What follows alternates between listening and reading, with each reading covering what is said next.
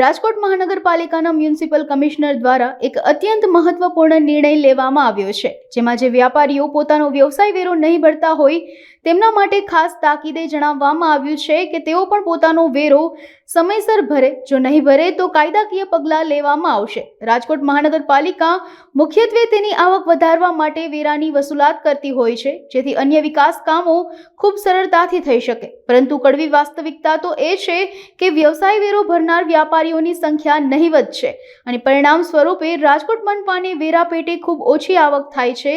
પરંતુ જે પ્રયોગ હાથ ધરવામાં આવ્યો છે તેને આશરે 6 માસ જેટલો માતબર સમય લાગશે, જેથી તે સમયગાળા દરમિયાન રાજકોટ મહાનગરપાલિકા દ્વારા તમામ વ્યાપારીઓને આ અંગે નોટિસ પાઠવી માહિતગાર કરાશે. વ્યવસાય વેરામાં રાજકોટનું લાસ્ટ યરનું આપણું ટેક્સ કલેક્શન હતું એ ઓલ ટાઈમ હાઈ રહ્યું છે.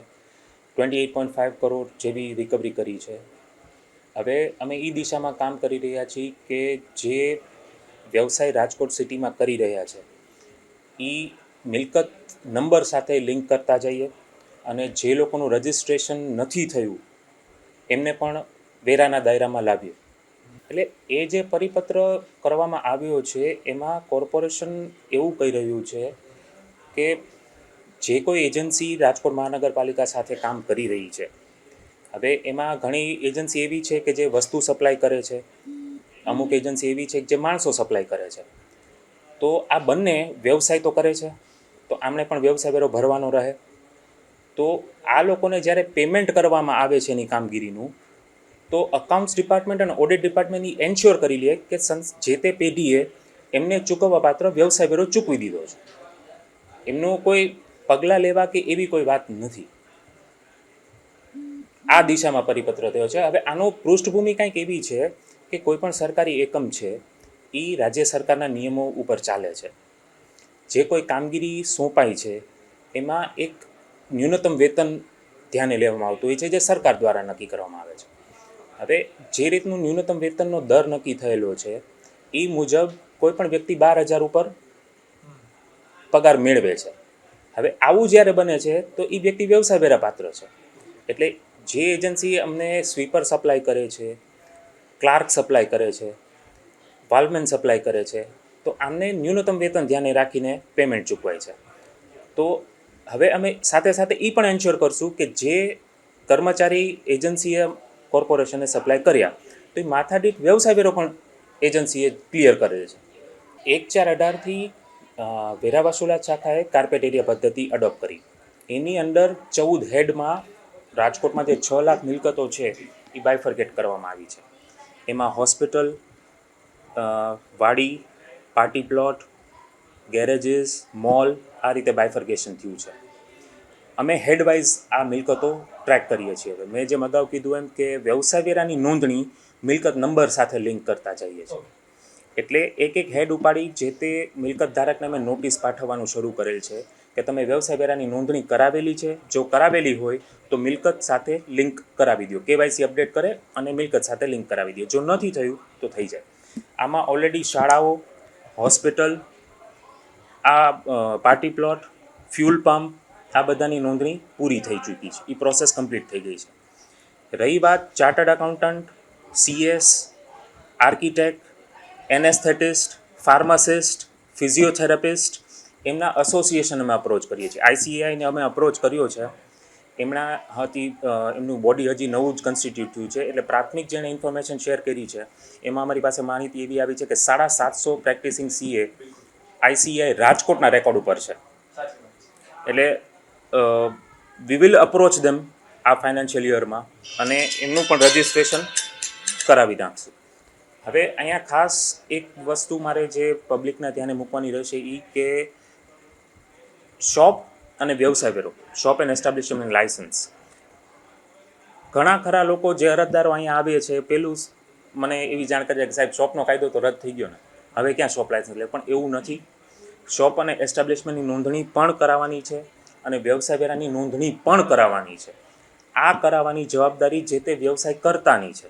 કેમ કે રાજકોટ સિટીમાં કોઈ વ્યક્તિ કયો વ્યવસાય ક્યારે શરૂ કરે છે એ રાજકોટ મહાનગરપાલિકાને નથી ખબર. એટલે આ જવાબદારી કાયદા મુજબ જે તે અરજદારની છે. એમણે આ અમને જાણ કરવાની છે કે મેં આ જગ્યાએ આ વ્યવસાય શરૂ કરેલ છે. એવું પણ અમારા ધ્યાને આવ્યું છે કે એક મિલકતમાં 4 પેઢી કામ કરતી હોય. પ્રોપરાઇટર એક જ છે પણ એ 4 ડિફરન્ટ ફિલ્ડમાં કામ કરે છે અને એ ફિલ્ડને એણે પેઢી વાઇઝ બાયફર્કેટ કરેલું છે.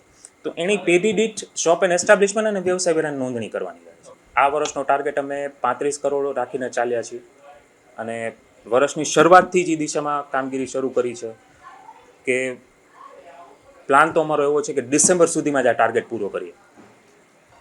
નાણાકીય વર્ષ 22-23માં રાજ્ય સરકારે વ્યવસાય વેરા વ્યાજ માફી આપી હતી. હવે વ્યાજ માફીની જનરલી એવું બનતું હોય છે કે સૌથી વધારે કરદાતાઓ ત્યારે નોંધાય. 22-23માં સરકારે જ્યારે વ્યાજ માફી ડિક્લેર કરી ટોટલ 30,000 જણા આનો લાભ લીધો. એના પછી 23-24માં વ્યાજ માફી નહોતી. Rather then focusing on amount, વેરાની વસૂલાતના આંકડા ઉપર ધ્યાન દેવા કરતાં અમે ફોકસ કર્યું કે મેક્સિમમ કરદાતાઓ સુધી પહોંચે. એટલે 22-23માં જે 30,000નો આંકડો હતો ને એની સામે 23-24માં 27,500 જણાએ વેરો ભર્યો. એટલે અમે મેક્સિમમ કરદાતાઓ સુધી પહોંચવાનો અપ્રોચ કરીએ છીએ. નેક્સ્ટ યર આ ટાર્ગેટ હજી ઉપર લઈ જવાનો છે. જો હું કરદાતાને કમ્યુનિકેટ ટાઈમસર કરી શક્યો તો વેરાની રકમ ઓટોમેટિક ઉપર જતી રહેશે. આના માટે અમે રેગ્યુલરલી વીકમાં એકવાર મેસેજ શૂટ કરીશું. જ્યાં જરૂર જણાશે ત્યાં નોટિસ પણ સર્ક્યુલેટ કરાવીશું. કેમ કે વ્યવસાય વેરો છે ને it is like income tax. મારે સરકારને જઈને કહેવાનું છે કે મારી આટલી આવક થઈ છે, એમ વ્યવસાય વેરામાં જે તે અરજદારે આવીને કહેવાનું છે કે હું આ વ્યવસાય કરું છું, માટે અમારી શોપની નોંધણી અને મારા વ્યવસાયની નોંધણી, મારે ત્યાં આટલા કર્મચારીઓ કામ કરે છે, હું એને આટલો પગાર ચૂકવું છું અને એના ઉપર એને ટેક્સ દેવાનો છે. અહીંયા કન્ફ્યુઝન જનરલી અમારા ધ્યાને જે આવ્યું છે એમાં એવું છે કે લોકો વ્યવસાય વેરામાં કન્ફ્યુઝ એ થઈ જાય છે કે એને પેઢીની તો નોંધણી કરાવી નાખી, કર્મચારીની નથી કરાવી. તો જ્યારે વ્યક્તિ વ્યવસાય કરે છે, એસ્પેશિયલી સર્વિસ યુનિટમાં, આજે જો હું હોટલ બનાવું છું કે રેસ્ટોરન્ટ છે તો એમાં કર્મચારી હશે જ. તો જ્યારે વ્યક્તિ આ રજિસ્ટ્રેશન કરે છે તો એણે એ પણ ડિસ્ક્લોઝર આપવાનું છે કે મારે ત્યાં આટલા પગારદાર માણસો છે અને એને હું આટલો પગાર ચૂકવી રહ્યો છું. એટલે ઇન્કમ ટેક્સમાં જેમ TDSની સિસ્ટમ છે કે જ્યાંથી રેવન્યુ જનરેટ થયું અને એને ખબર પડી કે આ વ્યક્તિ વેરા ઇન્કમ ટેક્સ પાત્ર છે તો એને TDS કાપીને દઈ દેવાનો છે.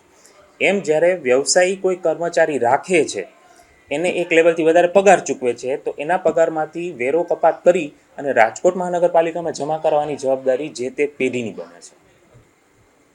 એટલે ઇવન એક ધાર્મિક સંસ્થા હોય, ટ્રસ્ટ હોય તો પણ આ નિયમ લાગુ પડે છે, ખાલી વ્યવસાયિક એકમોને નહીં.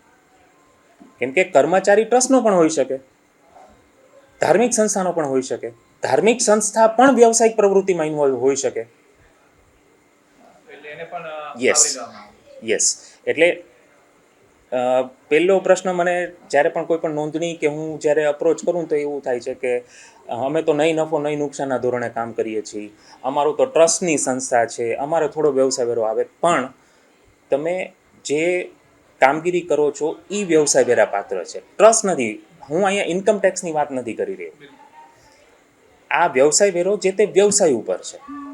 તો વ્યવસાય જે છે એ વ્યવસાય વેરા પાત્ર છે. તમે રાખેલા કર્મચારીઓને જે પગાર ચૂકવવામાં આવે છે એ વ્યવસાય વેરા પાત્ર છે, માટે તમે નોંધણી પાત્ર છો.